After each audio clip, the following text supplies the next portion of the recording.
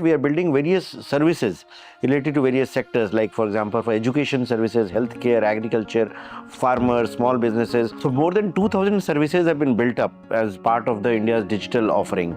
So when we offer services to people, one very key focus of our digital story has been on the issue of inclusion. Inclusion has several dimensions. One is of course ensuring access to devices, ensuring access to connectivity, ensuring access to applications. But very key aspect given the diversity of India is that services need to be available in all Indian languages, because not everybody speaks English or Hindi. So we have to ensure that people are able to access information in services in their mother tongue. And the second aspect is that a lot of people would require services which are voice enabled, because we do have 900 million people in India who are online, but then 500 million people are not. And for them to get onboarded, very often they would struggle to go to a website or enter a URL or download an app or navigate a CAPTCHA. They would need to ask, just like we talk to an Alexa or a Siri, that if a farmer wants to know what is the price of cotton in the nearest mandi, he should be able to ask this question in his mother tongue, get a reply back.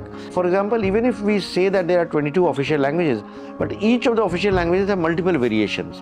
For example, the Hindi that you speak in Lucknow and the Hindi that you speak in Haryana and the Hindi that you speak in Bihar are not the same.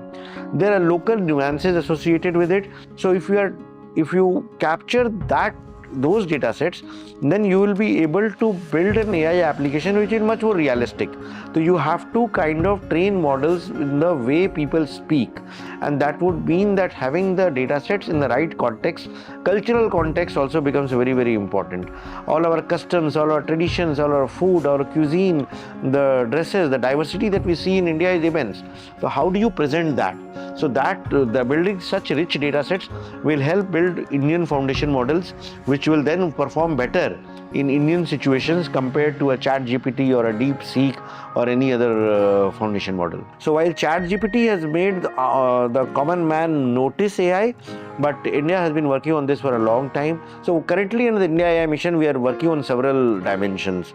What is very strong about India and what is our key strength is about the talent that we have, the number of engineers that we have, the number of startups that we have which are building AI-based applications. So what the India AI mission is trying to do is that, number one, set up India datasets platform which will provide datasets across sectors in various languages, which startups and entrepreneurs and researchers can use to build models and products.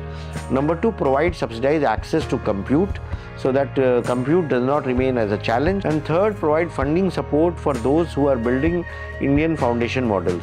And we do hope that in the next 6 to 9 months, we will have Indian foundation models trained on Indian datasets, maybe working in few sectors, healthcare or agriculture or legal aid, but providing real service to people.